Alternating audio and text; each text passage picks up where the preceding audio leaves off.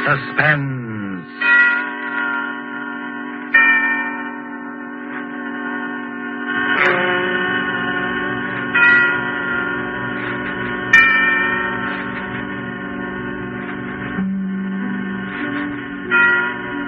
This is the Man in Black, here again to introduce Columbia's program, Suspense.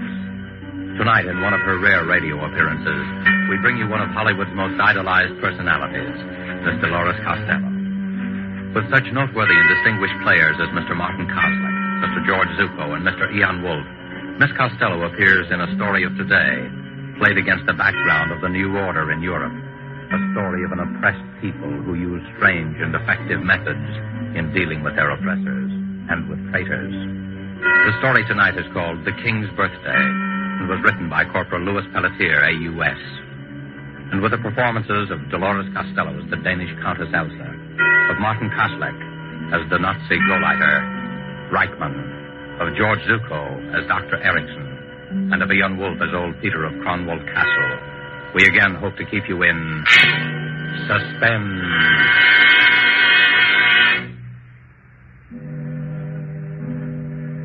They come to the castle almost every day now, the Gestapo, trying to question me. But it seems I'm very stupid. Somehow I don't give the right answer. Perhaps it's my advanced age. When they ask me about the night of the king's birthday, I get confused. I ramble on in the fashion of old people. Gentlemen, Kronwall Castle is 300 years old. For all those years, Kronwall has been a symbol of Danish liberty. Gentlemen, the sea waves beat against the rocks of Kronwall. The sea is deep. The sea knows everything. Ask her. Stop babbling nonsense, you old fool. Answer my question. Did you know about those notes? But of course, Herr Lieutenant. Everybody in the district knows about them. The note said Count Victor would kill himself on the night of the king's birthday. Did you see the notes? Oh, no, Herr Lieutenant. But the note said that Count Victor would kill himself because of his great shame. That I do know. And the note said the exact time, 12 midnight. So you know the exact time? Yes, I'm fond of clocks, you see. My father had a clock that told the time with a bird jumping out. The bird whistled, like this. Stop that insane chirping. Yes, Lieutenant. I'll take care of you later. Perhaps I'll have something that will improve your memory. Stay there till I call you. Yes, Lieutenant. There's nothing the matter with my memory. I could tell them a thing or two if I wanted. I could tell them how it all happened. It began 2 days before the king's birthday. That was the day the new Nazi Gauleiter, Herr Rachmann, came to the castle to see the Countess Elsa. I was told to show him into the library. It was cold and gray, and the sea was pounding on the rocks, very angry, like it always is in November. The new Gauleiter sat by the fireplace and warmed his hands and called for a glass of brandy. And bring some soda, too, please. Yes, Herr Reichmann. How soon did your mistress say she would see me?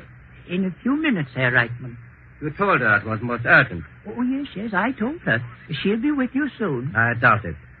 Most women's idea of soon is the best part of an hour.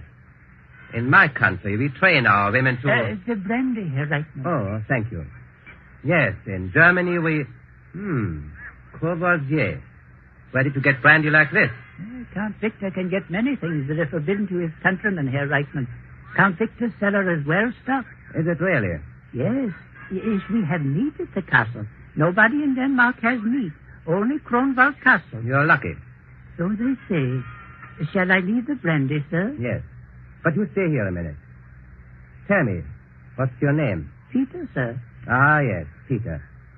You have been at Kronwald since you were a child. 63 years. Am I correct? Why, yes. How did you... It's my business to know a lot of things, Peter. You don't approve of Count Victor, do you? It's not my place, sir, to... 3 days ago in the marketplace, you were heard to make an indiscreet remark concerning Count Victor's collaboration with Berlin. I think a word very close to traitor was used. Was it, sir? What do you think? I think, Herr Reichmann, the fire is in need of more wood. If you'll excuse me, I'll get some. Do, by all means. And Peter. Yes, sir? Tell your mistress that I do not intend to spend all afternoon here. My business is urgent and... You may tell the Countess yourself, sir. You're right. Oh, Countess Elsa, excuse me. I was just saying... That's quite all right, Herr Reitman. Sit down, please. Thank you. Peter told me your business was urgent. I hope I haven't kept you. Oh, not at all. My business is urgent, but as a new Gauleiter of this district, I might combine social pleasure with business and... Oh, that's very kind of you. I had hoped that my wife, Frau Reichmann... Of course. You must ask her to call sometime. Yes, I will. Although I have never had the pleasure of meeting Count Victor, it would be a great honor if he may call as soon as he returns from Berlin. Certainly, Herr Reichmann. Thank you. And this urgent business? Yes, we come to that. Do you mind if I smoke? Not at all. A good cigar always makes unpleasant things easier to tell. Sounds almost as if you had rehearsed that line on the way to the castle, Herr Reichmann. I did. And since it was ineffective, I'll be blunt, Countess. I prefer it. 3 days ago, Countess, to be exact, on the day I arrived at Kronwald to begin my duties as a Gauleiter of this district, I found this note on my desk. Read it, please. Count Victor of Kronwald will kill himself on the night of the king's birthday. That note was on my desk in the morning. At noon, I found this one. Read it, please. Count Victor of Kronwald will repudiate his Nazi collaborators. He will choose the night of the king's birthday for his death. I thought at first it was some crank, but the notes kept coming. Then I heard that everybody in the district believed what the note said. In every house and shop and farm, they are saying that Count Victor is going to kill himself. You see why I said my business was urgent. Yes, I see. Not that I have the slightest fear for the Count's safety, but the writer of these notes must be found and treated with the severest penalties. You have no fear for my husband's safety? Of course not. Certainly no anonymous letter writer could force the Count to take his own life. I wonder. What do you mean? You wish me to be frank with you? Naturally. You know my husband is hated by the whole countryside. What of it? People here are too stupid to know what's good for them. Perhaps. But the writer of these notes seems to be a little less than stupid. You think so? If you knew Danish history, Herr Reichmann, you might agree. For hundreds of years, the night of the king's birthday has been a special occasion at Kronwald. On that night, the castle renews its pledge of loyalty to the king and to Denmark's freedom. A very theatrical gesture. Quite. But if anyone wished to remind Count Victor of... If someone wished to remind the Count that he had chosen our glorious Führer for his leader. Yes. The night of the king's birthday would be, shall we say, the psychologically correct time to do it. You reason well, Countess. I know my countrymen. Evidently. I can see how these notes would inflame their imagination. If Count Victor were to take his own life as a public repudiation of his present political bonds, the whole country would be stirred to its depths. I see. You seem to view the possibility of your husband's death rather calmly, Countess. Like you, Herr Reichmann, I have no fear for his safety. I am only presenting the political possibility. Quite so. And since you grasp the full significance of the notes, you understand that I must take certain liberties in order to track down the writer. Liberties? Yes. I shall ask your permission to talk with Dr. Erickson. Dr. Erickson? I'm told he lives here at the castle. Yes, but... I should like to talk with Dr. Erickson. Oh, as you wish. Peter will show you to the doctor's study. However, my time is short, Countess. I understand Dr. Erickson is one of your country's able psychiatrists. I understand that Dr. Erickson is an authority on mass suggestion. His help should be invaluable.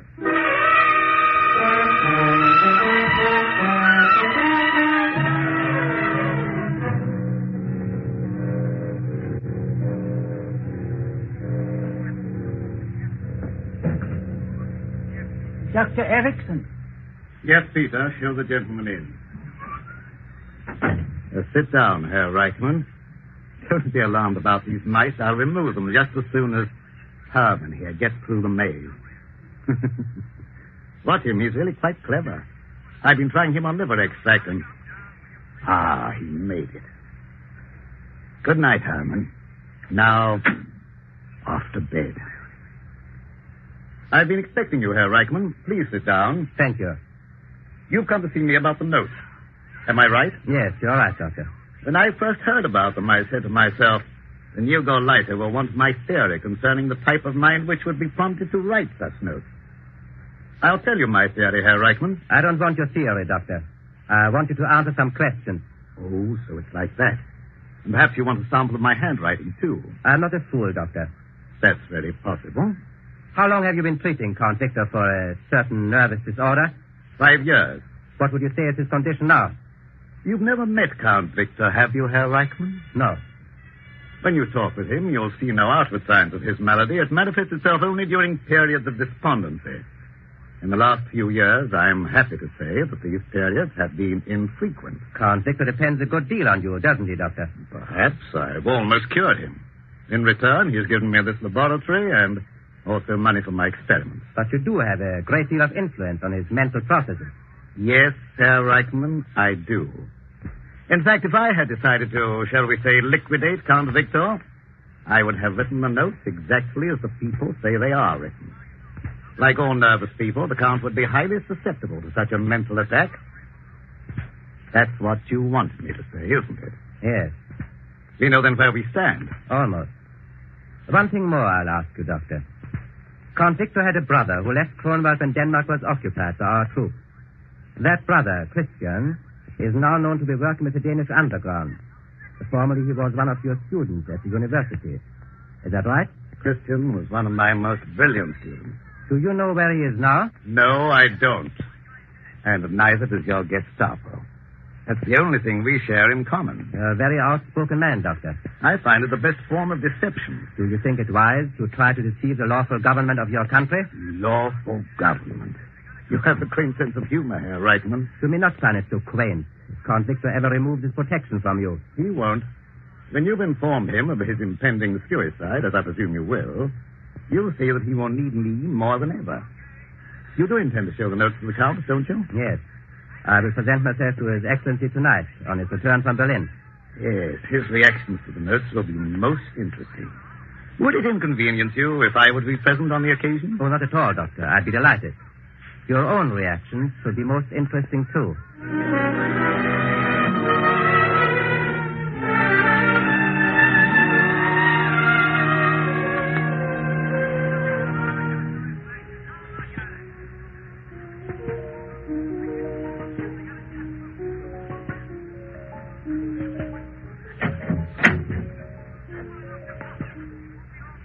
Yes, Peter? Count Victor asks that you and Dr. Erickson come into the library now, Countess. Thank you, Peter. Are you ready, Elsa? Just a minute, yes. This is going to be difficult for you. Kurt, Yes? how must I think? How must I discipline my mind? I mean, in thinking of Victor. I don't know, Elsa. To me, Count Victor of Kronwald is no longer a man. He's become a symbol of fascism. The husband you once knew is dead. Yes, that's right. Count Victor is the new order. The man I once knew is dead.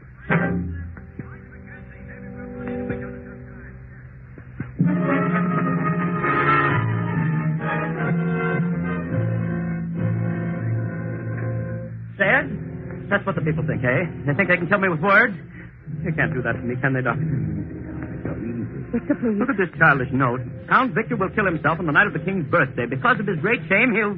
Oh, great shame them, all right. They'll see that... Doctor, a little brandy, please. Yes, of course, Frankie. Now, you mustn't upset yourself. Who's upset? The whole thing is completely nonsensical, completely. Of course it is. Ask Herr Reichman. His police have practically caught the rifle of the notes, haven't they, Herr Reichman? Practically, Doctor. You have nothing to worry about, Count Victor. See? Doctor, tonight, if I need a sedative... Certainly, Count. I'll show them. I'll give them a dinner here on the night of the king's birthday. Everyone will hear about it. They'll see who's afraid. I'll give a dinner. Herr Reichman, will you be my guest at dinner? With pleasure, Count Victor. I'll light up this whole castle like a Christmas tree. And Elsa, you'll wear that gown you wore at the palace and your jewels. You understand? You'll wear all your jewels. Yes, Victor. Kill me with words, eh? It's words there. After I'll give them words. Herr Reichman, I'll make a statement to your newspapers the night of the king's birthday. I'll stuff words down the people's throats. And there's someone in particular who'll read what I have to say. Yes. My brother Christian. I want him especially to read it. Herr Reichman, Have you ever seen my brother? No, Count Victor. His picture was in that empty frame up there next to mine. I destroyed his picture. Oh, Victor, you're getting excited. Dr. Erickson. Yes, you're right, Elsa. Sometimes the strain of my work's too much. Dr. Erickson, you'll talk to me for a while before I go to bed, won't you? Of course. Talk to you, Count Victor? Yes. The doctor has a way of calming my nerves. It's slightly hypnotic, isn't that it, Doctor? You might call it that, Count Victor. Count Victor, I'd strongly advise... No. It's the only thing that helps me. I just go quietly to sleep while the doctor talks. But, Count Victor... Good night, Herr Eichmann. I'll expect you here for dinner on the night of the King's birthday. Of course, Count Victor. Elsa? Yes, Victor. Elsa, they can't hurt me with words, can they? No, Victor. They can't hurt me if I don't listen, can they? If I shut my ears, I'll be all right. I'll shut my ears. I won't listen. I won't listen. I won't listen. I won't listen. I won't listen.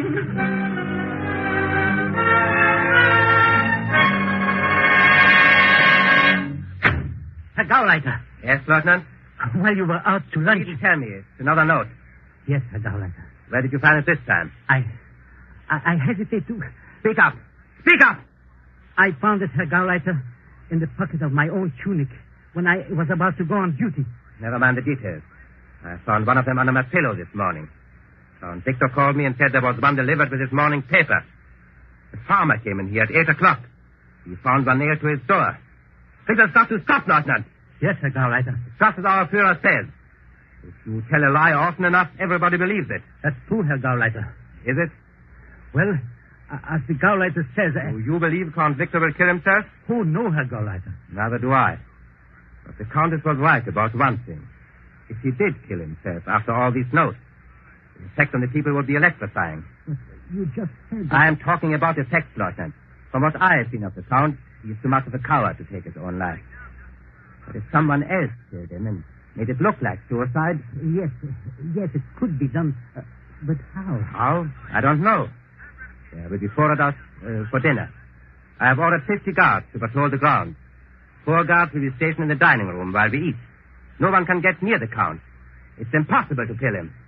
But in this strange country, you can't even trust the impossible.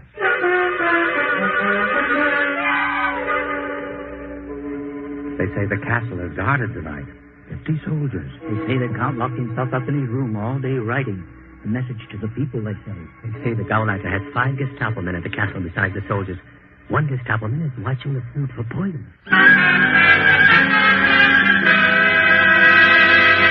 Wait a minute, you. Taste that wine before you bring it into the dining room. What did you say, sir? I said taste that wine. Oh, taste it.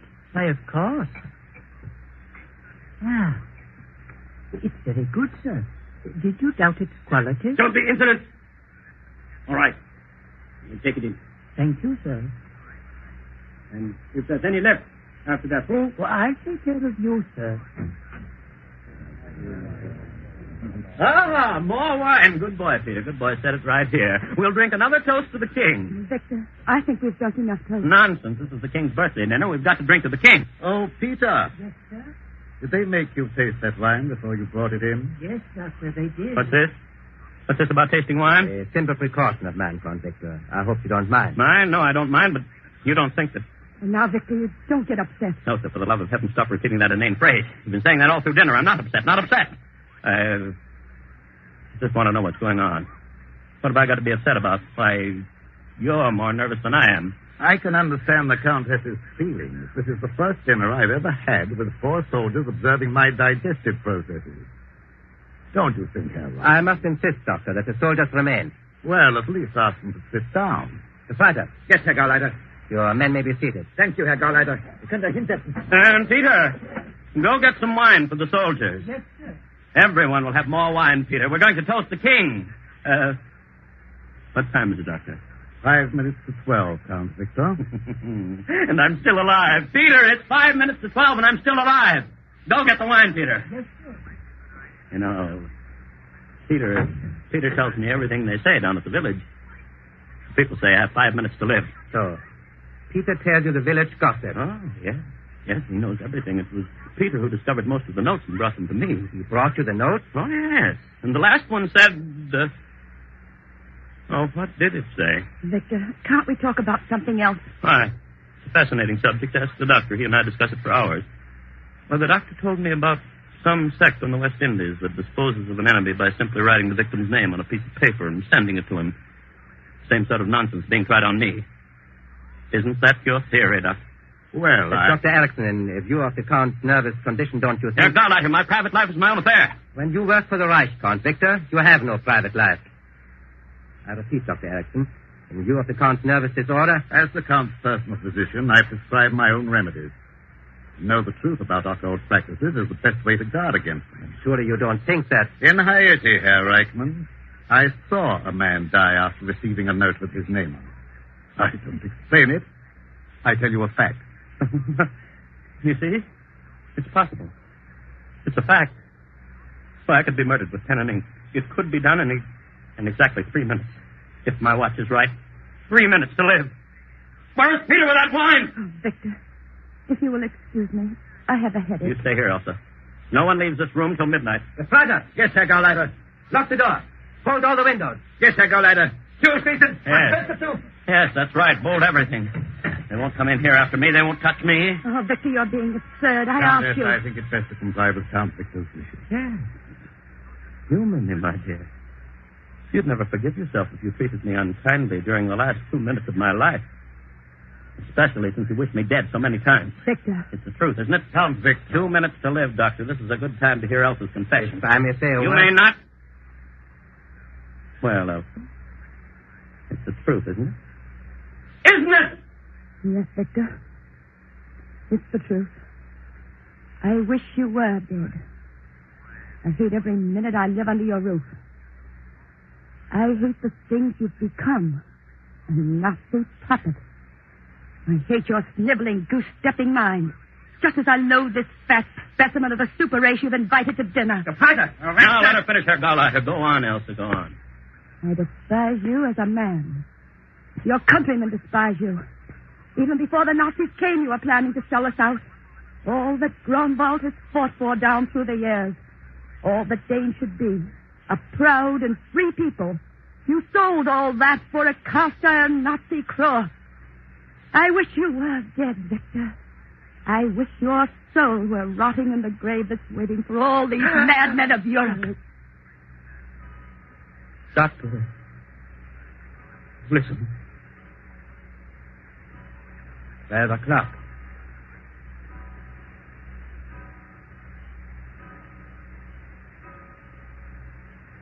May God grant wisdom to our king and freedom to our people. May Grunwald always keep the faith. Who turned out the light? Who turned out the light? The Fighter! I hear a door opening. No, Herr Gauleiter. My hand is on the door. It is not moving. Yes? The Fighter! Count Victor of Grunwald. I hear you. Who is speaking? I speak to Count Victor. He knows who speaks. Victor, this is your time. Are you ready? I am ready. Now you die like a soldier, Victor. But your name will live on. Victor! Don't do it, Victor! Goodbye, Elsa. Victor!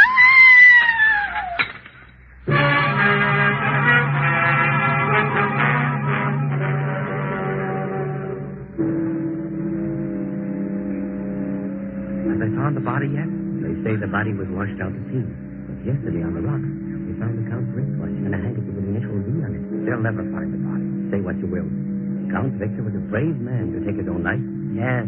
He showed those Nazis that Dane could die for honor. You know what the Nazis say? They say someone forced the Count to kill himself. How could you force him? That's what the Nazis say. And listen, they've arrested old Peter. They're trying to make old Peter talk. Peter won't talk. But if he did, I bet he could tell them a thing or two. Yes, I could tell them a thing or two. I could tell them why they'll never find Count Victor's body. You know why? Because Count Victor didn't jump out of the window. How could he? Count Victor was dead 6 days before the king's birthday. No, I didn't kill him. He was shot through the head by his own brother Christian the night he came home unexpectedly from Berlin, 6 days before the King's birthday.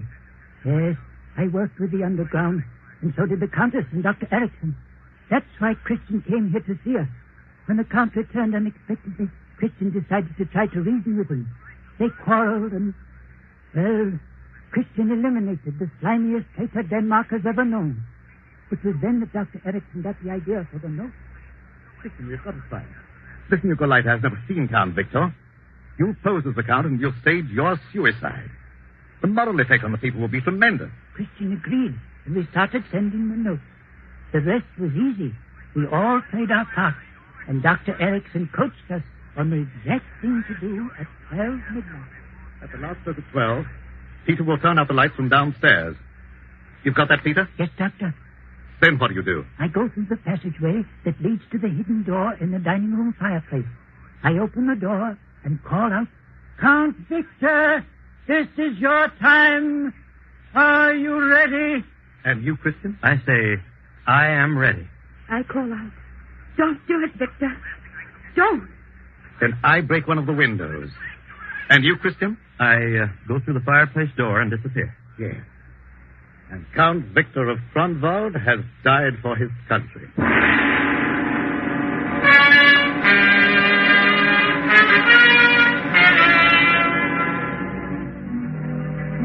Well, that's how it was done. We planned it well, even to the putting of Count Victor's wristwatch and handkerchief on the rock where the Nazis would find them.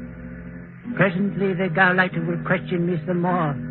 But soon there will be a note on his desk, and I can hear him saying, Lieutenant, how did this note get on my desk? A note? I don't know, Herr Gauleiter. What does it say? Says, remember the night of the King's birthday. Your turn is next, Herr Gauleiter. Your turn is next.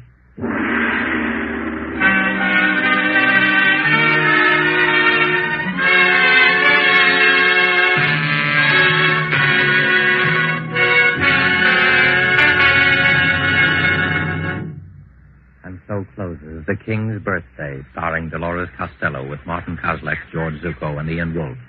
Tonight's tale of Suspense.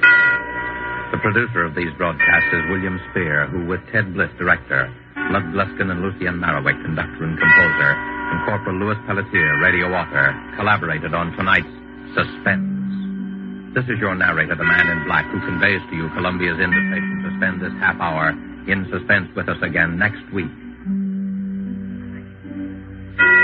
Suspense will be heard at a new time, Thursdays at 7:30 Pacific War Time. Perhaps you will want to note this time. Suspense will be heard on Thursdays, beginning next Thursday at 7:30 Pacific War Time, and our play next Thursday will be The Singing Walls.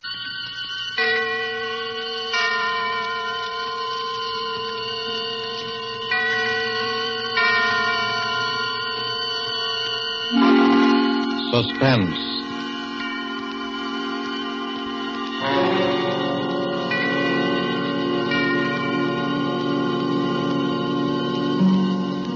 This is the Man in Black, here again to introduce Columbia's program, Suspense.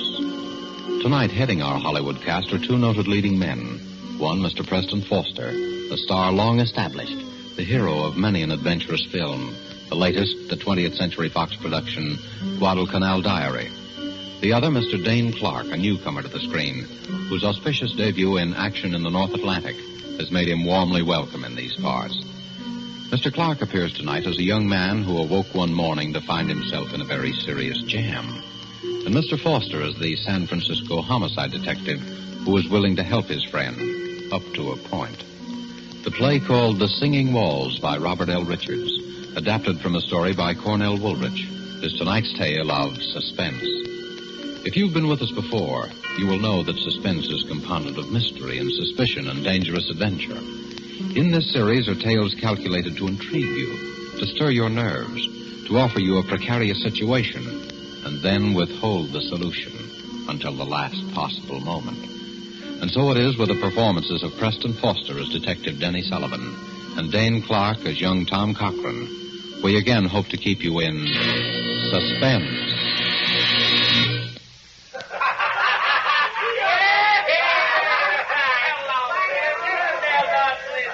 Have another. No, drink it all. There's lots more. So a guy named Joe brought you, huh? You come up here from Joe's place? What's that? Oh, you don't even know where Joe lives, huh? Me? No, I don't know either. I never seen Joe before in my life. How you feeling now, kid, huh? Sure, have a little more. It's good for what ails you. Ah, that's nothing. You're all right. Sure, I know. Let's get out of here. I know a better place. Come on, I'll help you.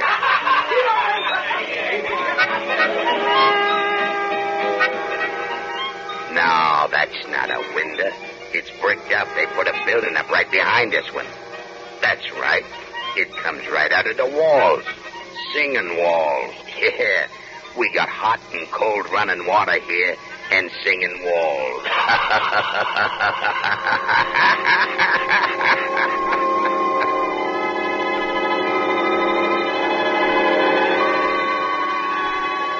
Have another. Sure. Bottoms up. That's the idea. Make yourself right at home. Hey, lie down. Lie down and take a little snooze. Sure. I'll be right back.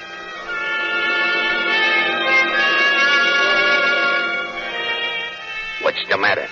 Have a little trouble in here while I was gone? What's blood? Sure, blood. All over your shirt. Oh, him? Oh, he's all right. Just put him in the closet. Lock the door. Like that, see? Now you put the key right in your pocket so you'll know just where to find it. Don't worry. He'll be all right. No, I'm not going anyplace. I'll be back in just a minute. Here. Have another. I'll be back in just a minute.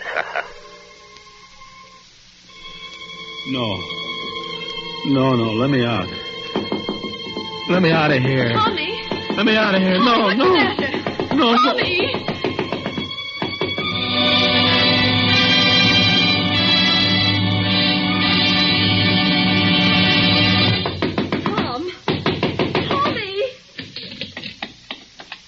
Tommy, wake up.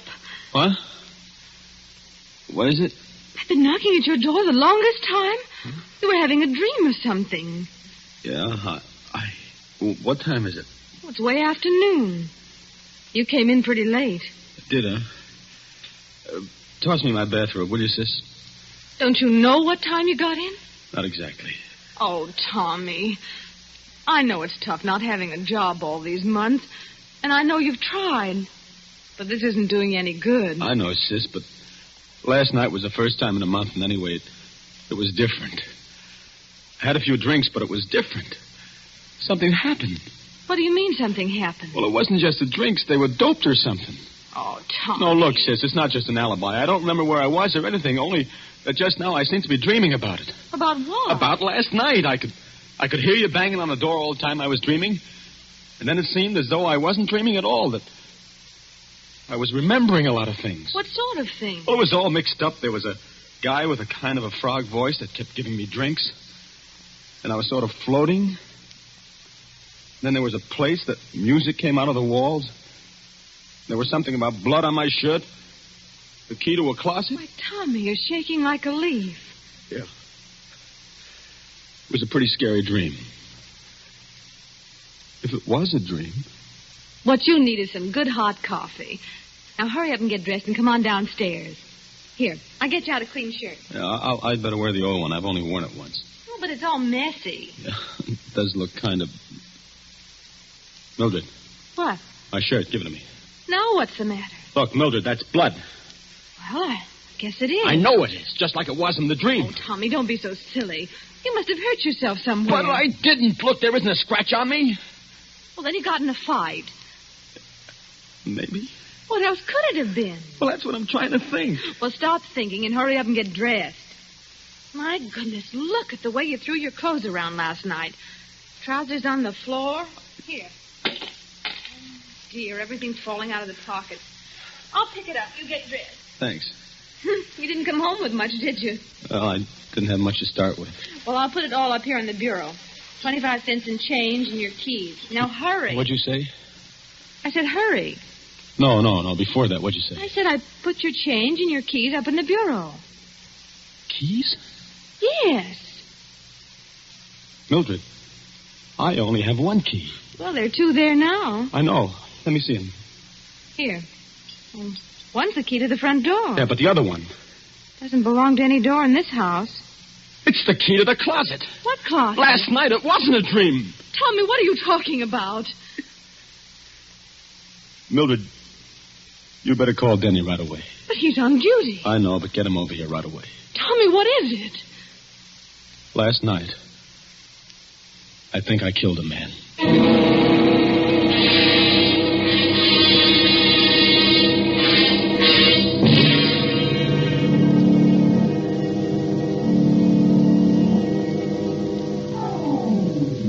Let me look at your eyes.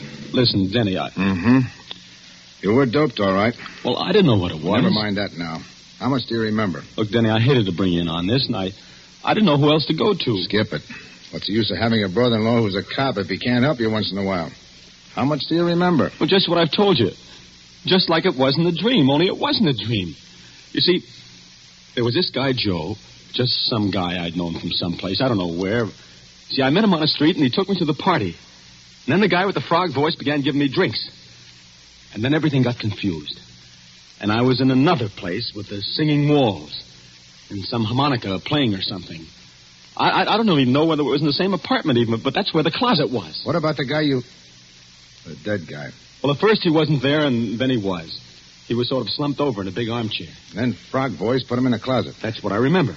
And then he left. And then I suddenly seemed to realize that the guy in the closet was dead, and that's why I got out of there. I don't know how. You don't have any idea where it was? No, I don't even know where the party was. And you'd never seen any of these people before? Except this guy, Joe, who took me to the party. And that's all I know about him, Denny. Just a guy named Joe that I knew by sight from someplace. I don't know where or his last name or anything. Not much to go on, is there, kid? No, not much. A guy named Joe, singing walls, in a closet. Another guy with a froggy voice. But I'd recognize him or his voice if I ever saw him again. Tommy, you're in a jam. The way it looks right now, there's a dead man in a closet somewhere in this town, and you killed him. Oh, but Denny, Well, maybe you didn't. And if we find him before somebody else does, maybe we can figure out what did happen. But the way it stands now, you're it. I know. You haven't got much time, either. The place is an apartment. They probably would have found the body already, and I'd know about it. It's a hotel. They check the guests out by 6 o'clock. That gives us about 4 hours. 4 hours. For the murderer to find the guy he murdered. It's kind of crazy, isn't it? Tommy, you know how I feel about Mildred. You know I don't exactly hate you either. You know I'll do everything in the world I possibly can to clear you. Sure, Denny, I know. But I'm a cop, Tommy. If you did it, you know I'm going to turn you in, don't you? Sure. I know that, too. Okay, kid. Now, let's start from the beginning. What about this Joe? I don't know anything about him. You know his name, you know his face. Think, Tommy, think. I'm trying to. If I could only remember. If I could only remember.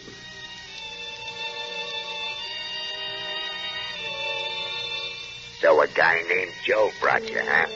You come up here from Joe's place? What's that? Oh, you don't even know where Joe lives, huh? Me? No, I don't know either. I never seen Joe before in my life.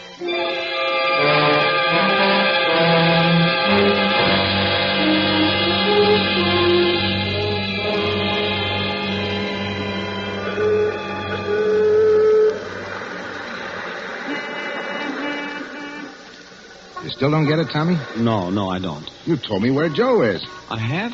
Sure, you see the sign over that saloon? Yeah, Joe's place. But how do you know that? Tommy, you were playing with bad boys last night.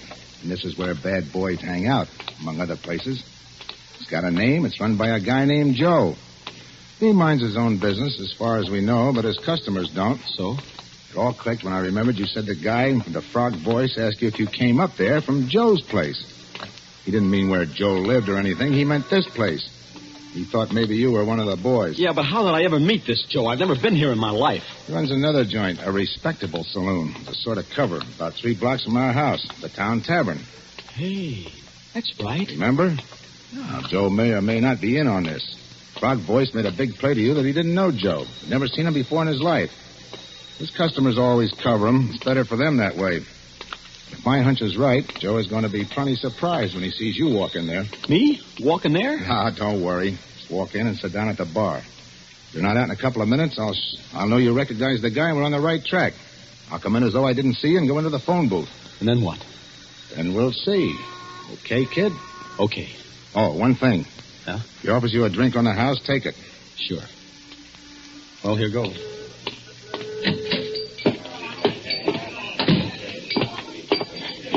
What a be, Mac? Here. Well, we got some... it doesn't matter. Suit yourself. Well, what do you know? Tell me. Hiya, Joe. Hey, what are you doing down in this part of town, kid? Oh, I had to come down to see a guy. I didn't know you had this place. Oh, just a little sideline. It's where I first started, you know. Sure, I know. One beer, that'll be 10 cents. Hey, no, none of that. You gotta have one on me, kid. A real drink. What'll you have? Well, Scotch? Okay. Scotch for the gentleman, Larry. The very best. You understand? Oh, yeah, sure. I'll take rye. Hey, Tommy. There was some party last night, huh? Yeah. Hey, where'd you disappear to? I was looking all over for you. You know, that's a funny thing. I don't even remember. I get it. Well, a guy has to cut loose once in a while, huh? Here you are. One Scotch, the very best. And one rye. Well, here's to you. Wait a minute. Hey, who are you? This is my brother-in-law. Denny, this is Joe. Oh. Say, you must have got those drinks mixed up. You never drink Scotch, Tommy. You only drink rye. Yeah, that's right. Here, you take the rye and give Joe the Scotch, and I'll take your beer. I don't like Scotch. I never touch it. Okay, I'll take it. Thanks. By the way, Joe, you haven't got a little bottle I could pour this into, have you? Say, who do you think you're kidding, bud? I'm from headquarters. There's my badge. Oh, now, wait a minute. I didn't know that you... I suppose you don't know what I'd find in this drink if I took it down to be analyzed either. Hey, now, look, I don't want any trouble. I never had any. They can tell you down at headquarters. Of course, it's a matter of dough. You can't buy your way out of this one, chum. I want talk, and I want it quick. What kind of talk? Where'd you take Tommy last night? It was just a little party, a private party. Yeah, and they slip things in people's drinks there, too. Now, I don't know anything about that. Now, honest, I hardly know the people. Who's the guy with the frog voice? Voice? I don't know any guy with a frog voice. Now, look, I told you I don't want any trouble. They can tell you that down at headquarters. Listen, there's a narcotics rap in this for somebody, and it could be you. Where was the party? Courtney Square West, number 75. Some people named Sorrell. Come on, Tommy. You're coming too, Joe, just in case.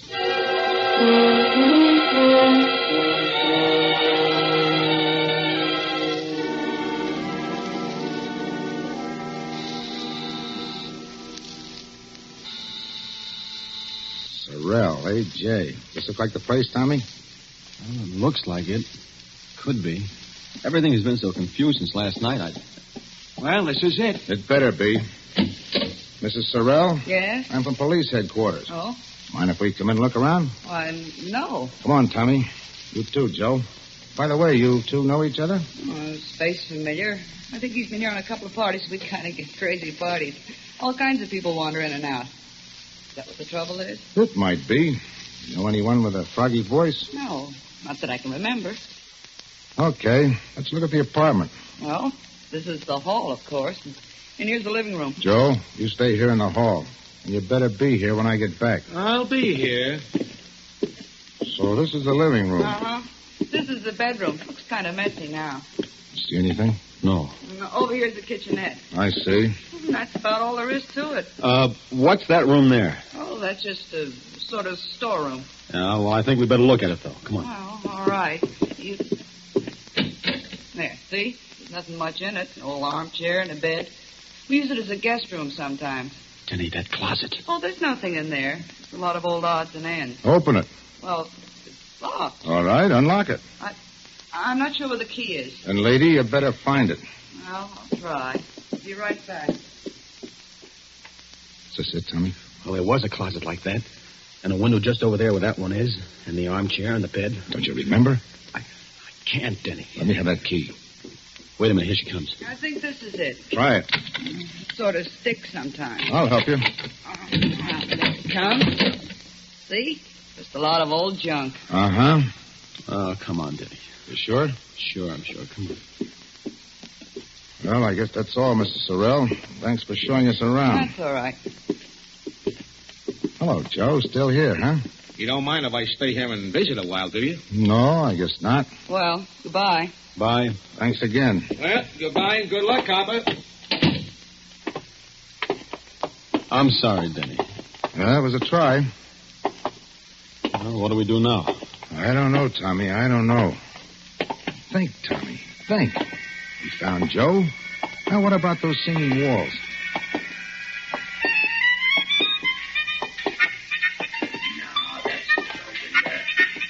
That's right. It comes right out of the walls.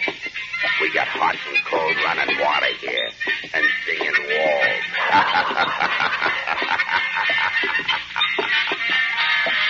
Denny. Yeah? Listen.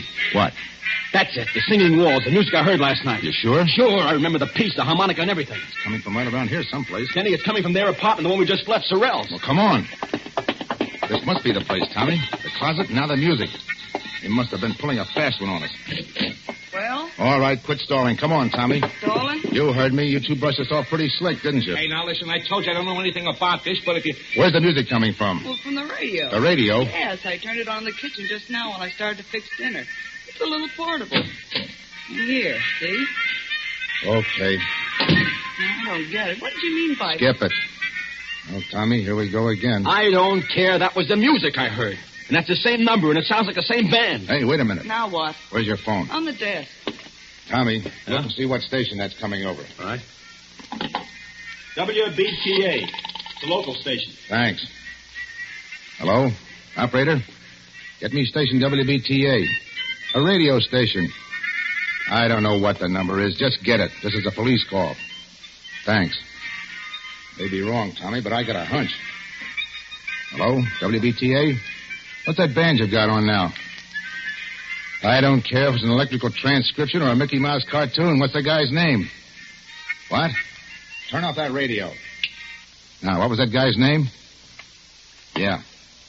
Mm-hmm. Well, where can we get a hold of this guy? Where does he hang out? I see. 5 nights a week, huh? That include tonight? Thanks. It's a small-time band leader, Tom. Harmonica Hal and his Harmoneers, he calls himself, and he plays at a place called the Silver Slipper out in the concourse. Come on. Coming. You better get on that phone, Joe. You dumb. You would have to turn on that radio.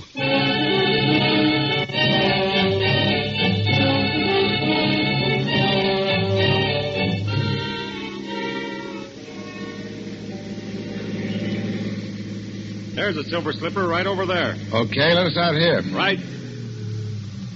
Here you are. Thank you, sir.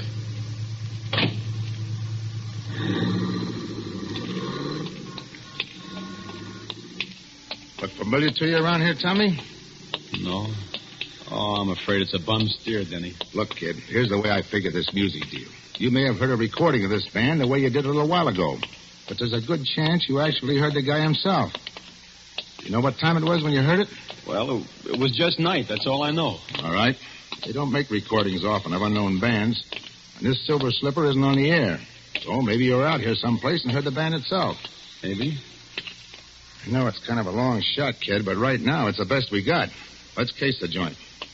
Okay. Don't look like there are any rooms with closets in the Silver Slipper. Say, what about that crummy-looking hotel next to it? Yeah, I was just thinking. If you were in a room with a closet and all that, and you really did hear this band, that hotel's the only place you could have been. Oh, I wish I could remember something. The shape you were in, you probably signed your own name, too. Come on. By the way, what time you got? 10 to 6. 10 to 6. Deadline's pretty close, kid. Yeah. This better be right. What a dump. If I could only remember. Well, there's the clerk. We'll see. Say, you got a guy named Tom Cochran here? Tom Cochran? I don't know. It's all right. We're friends of his. Let's see. When did he register? Last night? Sure, here it is. Tom Cochran and Ben Doyle, room 209. I don't think they're in now. No? No. I've been ringing to see if they were going to check out by 6. I was just going to send somebody up. Well, they were out at a big party last night. Probably haven't pulled themselves together yet. As a matter of fact, that's why we came to see them. Should I ring again? No, we'll sort of surprise them. Okay, right up those stairs. But they got to be out by 6 or pay for another night. We'll take care of that. Let's go, Tom. Denny, did you see that handwriting on the register? Yeah. It was mine, all right. This is it, Tommy. One way or another. Yeah. Here's 209. Don't put your hand on that doorknob. Oh, fingerprints. Use your handkerchief. It's locked. I got some keys. It's an easy lock. Here we go, kid. Denny, this is it. Close that door. Yeah. There's the closet. Give me the key. Here, you better hold my gun on that door just in case. All right. Denny, look out! He was just falling. He's dead. Oh, gee, this is awful. You remember now? Yeah. But I can't put it together. Let's have a look. Oh. Stabbed. Here's his driver's license. Benjamin Doyle. Fonda. Give me it. Hello? Oh, yeah, we found him all right. No, they're going to keep the room for another night. No. There's not a thing we want. We're in for it now, kid. Denny, look on the floor over there. Clasp knife, covered with blood. That's what did it, all right? Yeah. Hey. Yeah, I know. It's mine. Tommy, why didn't you tell me? Honest, Denny, I didn't even know I'd lost it until I just saw it there now. Fingerprints all over it. As clear as though they'd been made in sealing wax. Right-handed, aren't you, Tommy? Yeah, right-handed. Let me see your right hand. Doesn't take an expert to read these. Those prints are yours, all right, kid. Yeah, I guess they are. And you still don't remember? Honest, Denny, I don't. Can you think of any other explanation? No, there's the guy with the frog voice, but I must have just dreamed him up. I don't know. Well, kid, I guess this is it. You did all you could, Denny. Don't feel bad. We can plead insanity or something. Maybe we can prove you were doped. Maybe. You better call headquarters, Denny. Let's get it over. All right. So where are you going? I don't want to phone from here. The clerk will listen in. It's no use getting all the wolves on us before we have to. Aren't you afraid that I'll... No. Oh, I won't. I'll just have him send a detective car. You won't have to go in the wagon. Thanks. Better let me have my gun. Sure. I'll be back. Lie down for a couple of minutes. You look kind of sick. I am. Oh.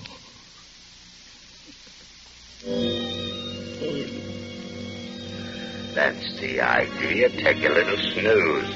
I won't be gone long. Get a little sleep. Do you good. I'll be right back.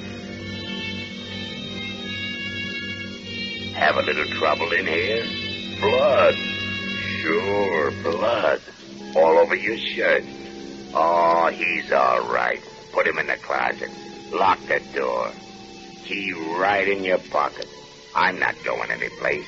Back in just a minute. Sure, I'll be right back. Be right back.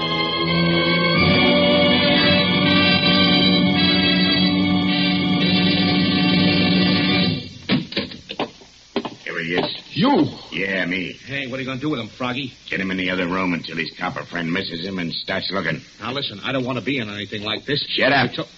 You're in it up to your neck. Come on, you. Get up. Okay. Get going. Up the hall here. Open the other door, Joe. Sure. Get in there. That the guy, Frog? Yeah. Listen, Froggy, this don't look so good. There was people who knew you were getting ready to give it to Doyle, and... Sure. That's why I framed this guy. All the trouble I went to. Doped him and brought Doyle in there while he was out. Planted the key on him, bloodied him up, put the knife in his hand. I still don't see how he ever came to in time. Yeah, but he did. So what? We frame him again. Music? You like music, don't you? You're pretty sweet about music, ain't you? Well, for your information, that's harmonica hell rehearsing for the night. And in this room, it comes through the window. On account of there is a window. But in the other room, it comes through the walls on account of the rate no window. Catch on? Better close the window, Joe. No, wait a minute. Yeah, I do like music. Do you mind if a guy in a spot like I am hears a little music? What about it, Froggy? Sure. Leave it open. Let's have music while we work. It'll cover up the noise if he makes any fuss. So what's the new angle? Knock him off. Dump him in the park. Dead by his own hand. Remorse. Ah. We leave the gun beside him and plant some of Doyle's stuff on him. Yeah, I got it. All right, get going. Tie him up. Right. Yeah. Put a handkerchief in his mouth. Yeah. Put a cord around him. He's drunk, see? And we're taking care of him. Okay. Where's the car? Round the back. Nobody will see us going out that way. Come on, over there. All right. You ready? Just a minute. All right, take a look. Okay. All right. Take a look out the door. Okay. All clear? Yeah. Let's go. Lock the door after we go on. Okay. Down the hall to the back stairs. Hey, what the... All right, drop those guns and cover him, you guys. I got him. What is this? You'll find out, Graziani. Get that gag out of the guy's mouth and untie him, Mike. Sure. Denny, I heard the music. I hoped you would. I asked him to leave the window open. I heard the conversation, too. Enough. Okay, boys, take him down. All right, come on.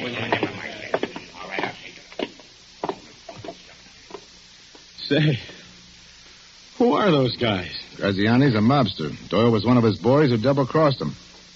How you feeling? Okay, I guess. That was kind of close. Yeah, all the way around. Yeah. Look, kid, Skip it, Denny. I'm sorry, Tommy. Honest. I thought you did it. Denny, until just now, so did I.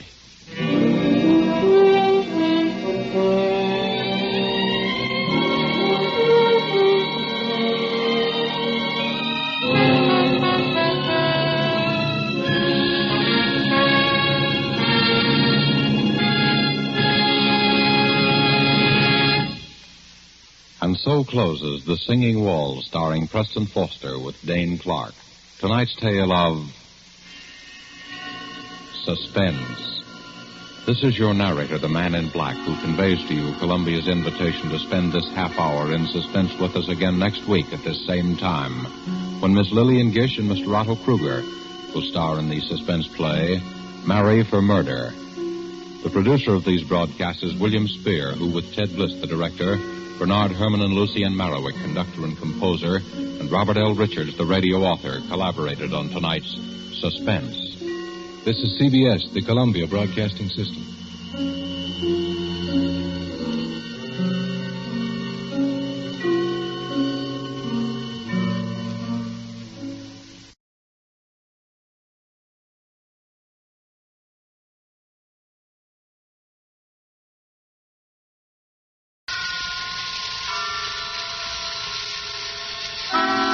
Suspense.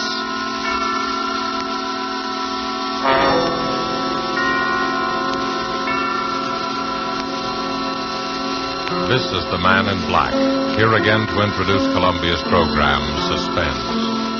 Tonight, in one of her rare radio appearances, we bring you a star who has occupied a unique place in the affections of moviegoers ever since the screen first became of age, Miss Lillian Gish.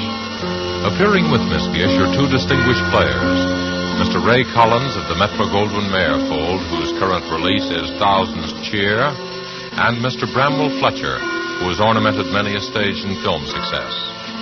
There are only three players in Marry for Murder, which is tonight's tale of suspense. Only three characters in this story, whose beginning and end are shrouded in a dense down-east fog. The story of slow terror and swift death, planned by a brilliant murderer. And so were the performances of Lillian Gish as Letty Hawthorne, a frightened, neurotic creature who seemed destined to be a perfect victim. Of Bramwell Fletcher as Mark Taylor, so handsome and attentive. And of Ray Collins as the lawyer, Philip Alden, who relates these events to us. We again hope to keep you in suspense.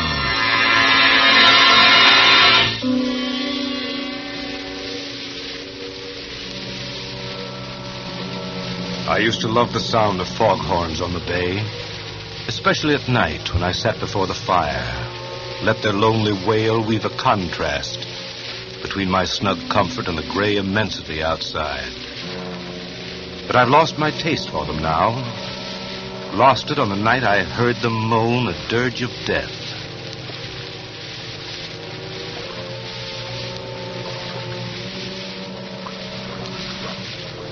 It's hard enough to lose a friend. But to lose one as I lost Letty Hawthorne is the kind of blow you never quite forget. I remember the first time I met her. It fogged up all of a sudden, as it does here on the Cape. But Ann Wentworth held her Sunday night supper as usual. Letty was the only stranger there, a newcomer to the Cape. I looked at her and thought she'd be an attractive woman if she only didn't flutter so much. She was a trim, pretty woman of about my own age, which is 40. You're Philip Alden, a lawyer, aren't you? Oh, what a pleasure to meet so many nice people.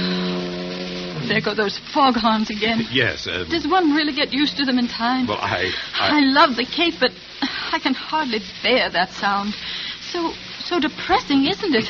So morbid. Well, to your first question, yes, I'm Alden, an attorney. As for the foghorns, well, if you stay with us for a few years, you won't be able to live without them, Mrs. Hawthorne. It is Mrs. Hawthorne, isn't it? Mm-hmm. Anne never gets around to introducing people. It's her only fault. Oh, I never stand on ceremony. That's my fault if you consider it one. Besides, I knew you at once, you see, and you knew me. Don't you think that's a promising beginning? I never thought of it that way. Oh, dearie me. There it goes again. It makes me think of ghosts walking over my grave. How can you bear it? They do serve a very important purpose, you know. Oh, I suppose they do, but they give me the shudders. As a matter of fact, I find them comforting. Mm-hmm. I made Jane Hart promise to stay with me tonight if the fog doesn't lift. I daren't be alone. You see, I'm still a bit nervous. Oh? I've been ill, you know, and the doctor prescribed complete rest and quiet. I see. That's why I came up here. Well, you'll find what you're looking for here, I'm sure. Oh, do you think so? I do hope I will. My nerves are simply shattered. Mr. Hawthorne's death, you see. Such a tragedy. I'm terribly sorry. You see, it happened so suddenly. I can't quite believe Can that. I get you some of Anne's cider cup? That's one of our Sunday night features. Oh, thank you. That would be so nice. It's such a comfort to have a man take care of one again. You make me feel so protected. I know we're going to be great friends, aren't we?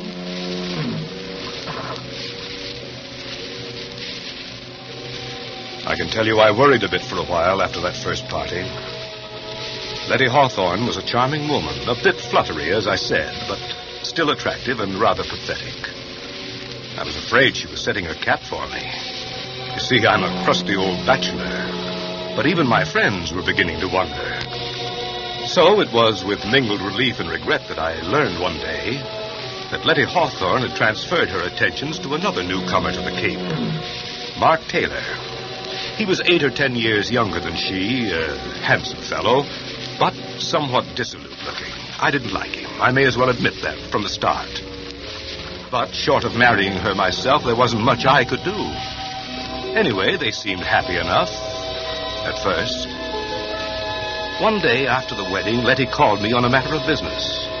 I went down there after sundown. The three of us sat out on the beach in front of her cottage.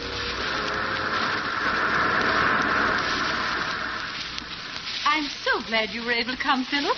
You see, Mark and I were counting on you. Always glad to oblige you, Letty. As a matter of fact, Alden, we want you to attend to a legal matter for us. Yes? Yes, Philip. Mark wants to make a will. I've told him I don't like wills. There's something so unhealthy about them. But Mark simply insists upon it. Very sensible, I'm sure. Oh, you men. You're all alike. It needn't be a very elaborate affair, Alden. Just a simple document stating that I leave all my property to Letty. Well, if he does that, Philip, I want you to make out a will for me, too. Leaving everything I have to Mark. But, Letty, there's no need. I insist. Oh, well, Alden here is going to think I married you for your money. Money? Oh, why, I really don't know anything at all about my affairs. Really, I don't. Frank, Mr. Hawthorne always used to say, Letty, I really think you know less about business than a child. I left the management of his estate entirely to his secretary. You know. Well, just some simple document that makes my intention clear. You know the form, Alden. And, of course, if Letty insists... But I do. We'll have twin wills. It doesn't sound so frightening that way. The way Letty talks about wills, you can tell she has a secret vice, can't you? A secret vice? My wife's a murder mystery fan, Alden. I didn't find out until it was too late. Oh, Mark, you silly... When you say that, Taylor, smile. I'm a detective fan myself. It's a busman's holiday, of course, but I always read the latest whodunits. If my father hadn't insisted that I follow in his footsteps, I'd have been a detective instead of a lawyer. Really? How interesting. Tell us, Philip, do you ever get any cases like the ones we read about? Well, if you want my opinion, the chief difference between fact and fiction is that the author of a novel wants you to see the pattern and the author of a murder tries to hide it. Oh. Well, what do you mean by that? Well, take your case, for example. You and Letty are making out your wills. I heard her say that she wanted to leave her money to you. But how do I know the idea just sprang into her head of its own accord? How do I know that you didn't plant it there? Plant it? What do you mean? Why, what possible reason could I have? Well, as things stand now, there's no reason for me to ask if you planted the idea in her head. But if Letty were found dead... Dead? Oh, Philip, how dreadful. How can you even think such thoughts? Mark, darling, how terrible for you. Philip, you're to apologize this minute. No, Letty. Philip was just trying to explain. Well, I won't have him talking about such horrible things. Of course, I didn't mean you to. I was just using you as an example. Well, I didn't mean to be rude, Philip, but, well, you know my nerves, and it's getting dark. Oh, the bay is beautiful at night, of course, but I've always been afraid of the water. That's why I've had such a time persuading her to come out for a sail. The Artemis has been tied up all summer, waiting. It's just silly, I know. And I will go with you, Mark. But let's wait for a calm day. You know, Letty's idea of a sail is to sit becalmed half a mile offshore. My wife has perfect confidence in me, you see. Oh, Mark, it isn't that. You're making fun of me, aren't you? Of course, I trust you completely, but... well, I'm not very athletic. You're missing one of the treats of the Cape if you don't sail.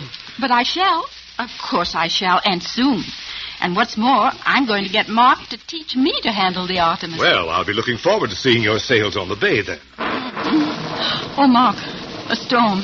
I'd better be getting home before it breaks. Are you sure you'll be all right? Oh, I'm simply terrified of thunder. Wouldn't you rather stop with us? Oh, I can make it to town. Stop by tomorrow, won't you, Alden? Or as soon as you have those papers. Right. Now, you won't be nervous after our talk of wills and murders.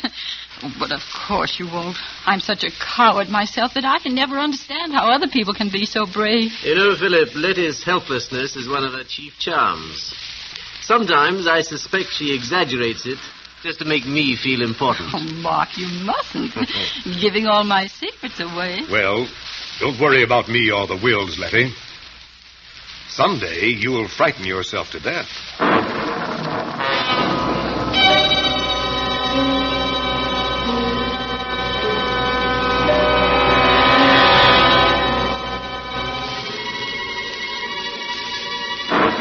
There was little enough for me to go by.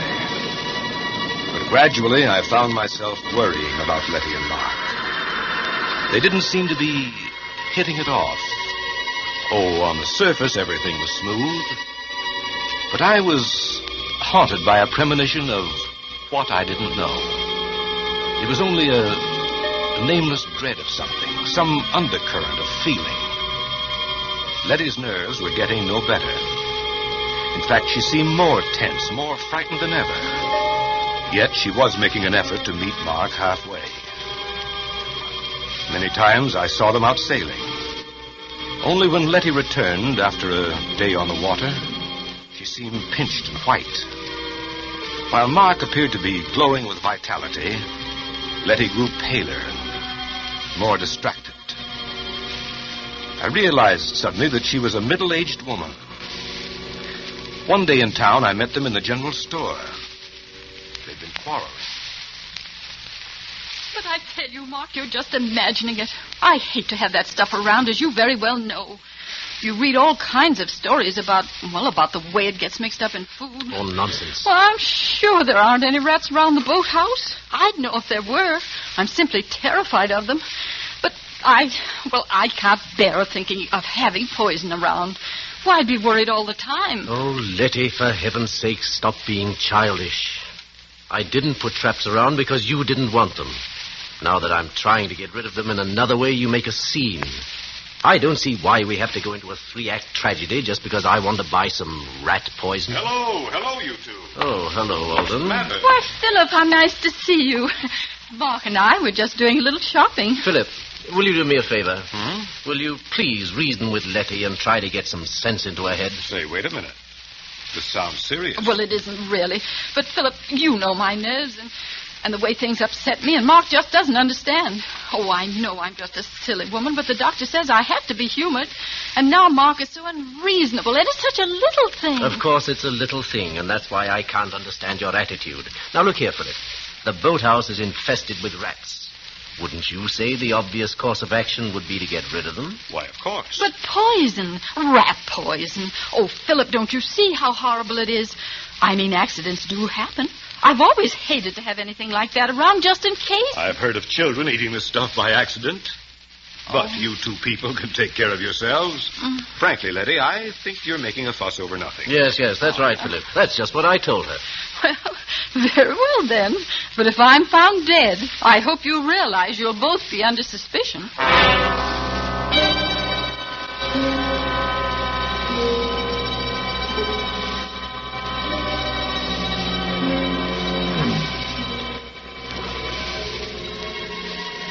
Seemed a foolish quarrel at the time. Yet when I left them, I kept hearing Letty's voice. Very well, then. But if I'm found dead... Very well, then. But if I'm found dead... Very well, then. But if I'm found dead... Suddenly, a monstrous idea occurred to me. I wondered if Letty had been trying to warn me. And then the horrible suspicion broke. All the trifling things began to add up. Letty's nervousness, her fear of sailing with Mark, her terror of having the poison in the house. But why? Why should she be afraid of Mark? What motive had he? And then I knew. I had helped to give him the motive when I drew up Letty's will. Yet my whole case was founded on thin air. Figment of a nervous imagination. I had to be sure. I had to keep an eye on them. I found myself making excuses. Excuses to drop by at their cottage. Who is it, Letty? Who's there? It's Philip. Oh, Philip. Well. Hello? You're almost getting to be a member of the family. Well, I just thought I'd ask you to help me eat the first bluefish of the season. There's too much here for an old bachelor like me. Why, Philip Alden, if you aren't the most thoughtful person, how perfectly sweet of you. Of course you'll stay to dinner. We'll have a real feast. Yes. You might as well stay as long as you're here. Oh, thank you. If you're sure I won't be intruding. Intruding? Why, of course not. And you can help me get the dinner ready. Well, I'd be glad to, but won't I be in Anna's way? Anna's gone. Oh. Why, I thought you were well satisfied with her. And so we were, Philip. But Anna didn't seem to be satisfied with us. In fact, they've all gone. Oh? Yes. Anna and Elsie and Otto, the handyman. They just walked out and left us. Well, for heaven's sake. Since the ship and engine place opened on the heights, nobody can keep a servant. Can't blame them myself. I wonder. I don't believe Anna'd take a job at the ship and engine. Anyhow, it does seem strange they all went at once, doesn't it? Letty, I do wish you'd stop dramatizing everything. Ship and engine just opened, and the call went out for help. I don't see any mystery in the servants answering. In fact, it's their patriotic duty. And it's our patriotic duty to get along without them. But it's so lonely here, especially at night. Now, Letty, you're not living here by yourself, you know. No, of course not. But all the same, we are isolated. Just the two of us. And you know how tricky my nerves are. I always feel so much better if the servants are around. After all, If anything were to happen, and anything might happen... Letty, this isn't getting us any closer to our dinner. Oh, of course. Now, you boys wear these aprons. Oh. Philip, since it's your fish, you may have the honor of cooking it. All right, you asked for it. It'll be your funeral. Now, Philip, Mark, you hold the berries for the dessert. I'll do the vegetables and set the table.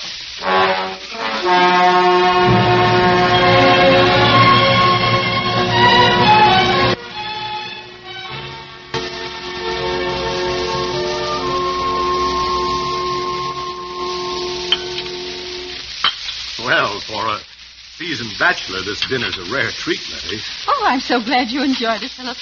Oh, I don't deserve the credit. That bluefish was simply delicious. How did you manage to catch it all by yourself? I always think men are so wonderful. Well, I'll be glad to take you both the next time I go fishing. It's good fun. Fresh air would be good for you, Letty. Oh, no, I couldn't. Well, I'm still just a wee bit nervous about the water. Though I tried terribly hard, haven't I, Mark? Yes. I've been good about the sailing. But you know, I'm learning to manage the Artemis all by myself, aren't I, Mark? Mm-hmm. I don't write my name in the wake anymore, do I? Yes, Letty's a real hand at the tiller. She'll be a better sailor than I am soon, you see. You'd have seen her take the Artemis into harbor the other day. She did, all right. Yes, she came through that channel with a breeze against her. I wanted to take it over, afraid she'd run into the mud flats. But no, she coaxed it all the way, and we came in under sail. Yes, and I wanted to do it all by myself, even though I was terrified. Well, good for you. Why, that's really a splendid accomplishment. I've been negotiating the harbor for years, but I confess that I have trouble every now and then. Well, since nobody wants any more berries, I guess it's time to do the dishes. Now, I'll show you what a good hand I am as a dishwasher. Wait a minute. That's my job. Here. No, Here. I'll clean and wash. You two can dry, and you can dry. Letty, what is it? Well, you shouldn't have tried to carry that tray. No, it's not that. Why, Letty, what's happened to you? You look ghastly. I'm afraid something I ate. Here, you better lie down. Oh, I'll carry her upstairs. Get a doctor, will you? I'm afraid, Mark. I'm afraid I've been poisoned.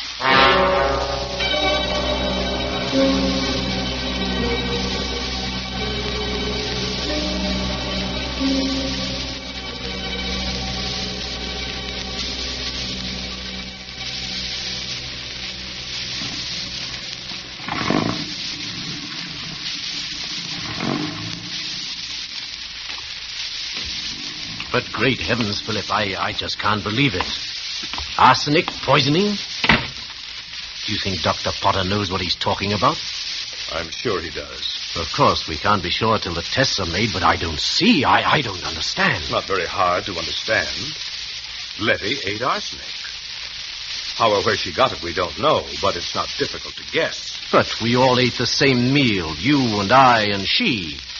Why, good Lord, Philip. Do you think we're poisoned, too? I feel perfectly all right.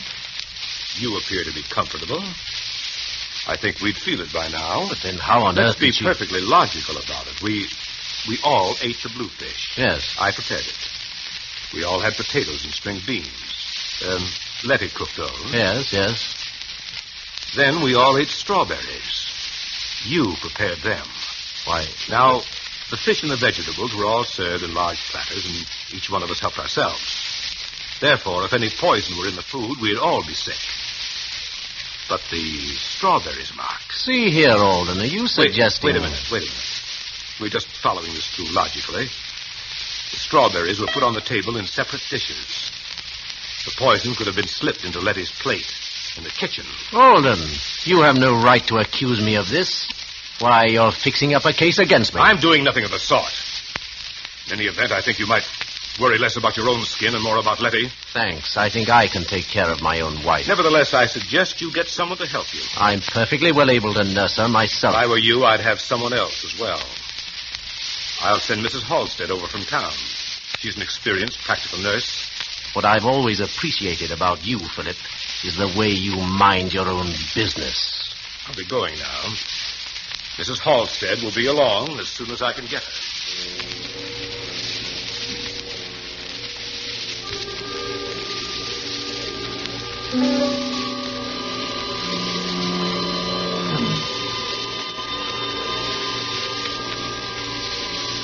the doctor's analysis came, it was arsenic poisoning, all right.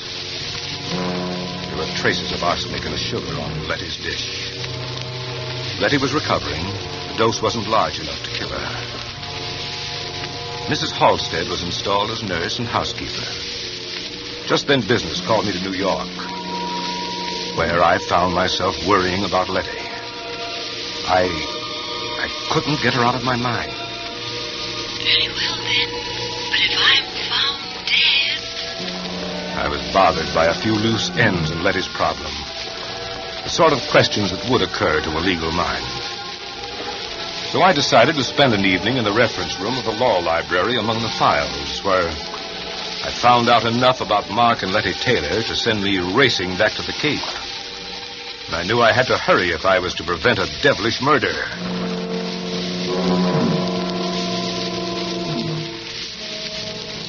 It was one of those dull gray afternoons when I arrived at the station. The fog was so thick over the bay that it seemed to cloud the whole town. Cold fear gripped me. Letty and Mark, I learned, had left at dawn for a weekend sail. I could picture them. Murderer, victim, shrouded in the gray veils of the fog, drifting, waiting, while the foghorns cawed a hoarse warning of murder. So, I was too late. The trap was sprung. With my newly gained insight into the affairs of Letty and Mark, I could have averted the tragedy, but I was too late. Or was I? If only they hadn't really left for that sail. I took the chance. Feeling my way along the Cape Road, I reached the Taylor cottage. Nobody was there. Then I heard noises in the boathouse. I crept down the slope and listened.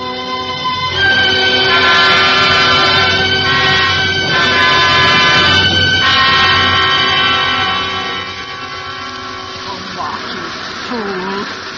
Philip Alden will be sure you planned to murder me for my money. I saw the suspicion dawn in his mind that day we made out our twin wills.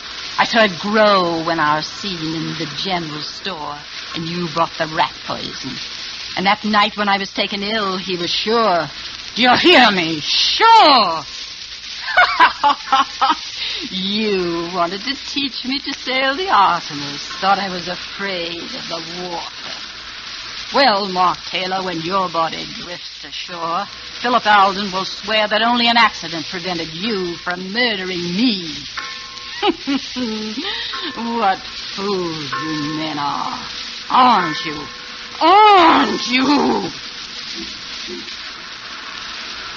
Why wouldn't you like to answer me, Mark? Don't you wish you could talk to me again? To your helpless little nephew. But you can't, can you? Dead men can't talk, can they? But they say that in the instant of dying, a man can understand many things. Did you understand, Mark? But how could you? You are really a stupid man, Mark. Didn't you ever wonder about my former husband and his tragic death? Didn't you ever want to know about Frank Hawthorne? He did. At the very end, he wondered about his predecessor, George Martin. Strange how both died in a yachting accident, isn't it? Frank died off the coast of California, and George was drowned in the Gulf of Mexico. And now you, Mark, your body will be found someplace along the Cape here, I suppose. Oh, what bad luck I've had with my husband.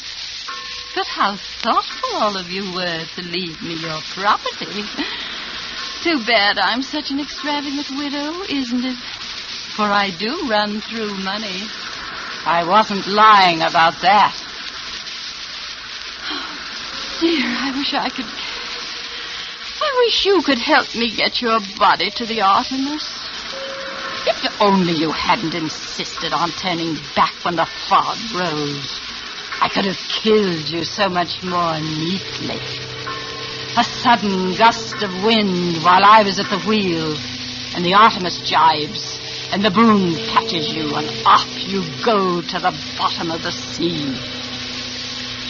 But now, I've got to lug you back on board and pitch you overboard somewhere. It was really inconsiderate, Mark, to make me kill you in the boathouse here. You won't have to drag the body aboard, Letty. Oh, Philip, I'm so glad you've come. Are you, Letty? Something dreadful's happened to Mark. I'm so upset I hardly know how to tell you. Oh, Philip, I think I've... You needn't pull a phony feint this time, Letty. I fell for it before when you made me think that Mark had poisoned you. That is, almost. Why, what do you mean, Philip? That was a little too smart, Letty, that poison scene. Because when I left you, I wondered about two things. Why anyone should be foolish enough to attempt that type of murder before an audience, and why, having attempted it, he should fail to make the dose large enough. Why, I don't know what you're talking about. I think you do. You see, while I was in New York, I took the trouble to look up a few matters that were bothering me. And I found the newspaper clippings of your two previous, shall we say, accidents. Oh, Philip, isn't it dreadful? Still pretending.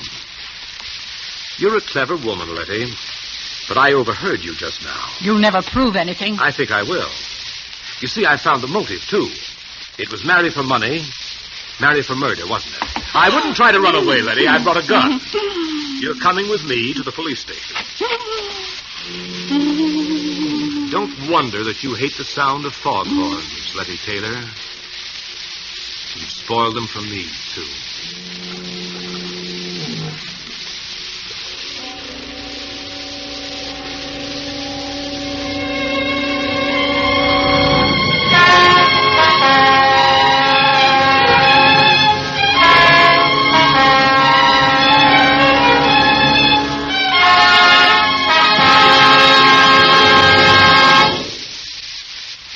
And so closes Marry for Murder, starring Lillian Gish with Ray Collins and Bramwell Fletcher. Tonight's tale of Suspense.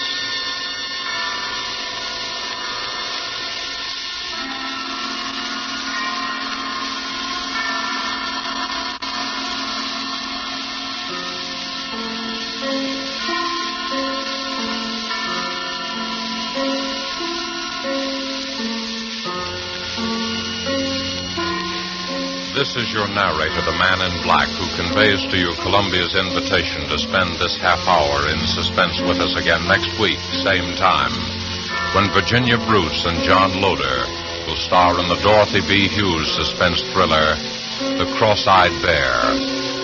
The producer of these broadcasts is William Spear, who, with Ted Bliss, the director, Bernard Herrmann and Lucien Marowik, conductor and composer, and Walker T. Field, the author, collaborated on tonight's Suspense.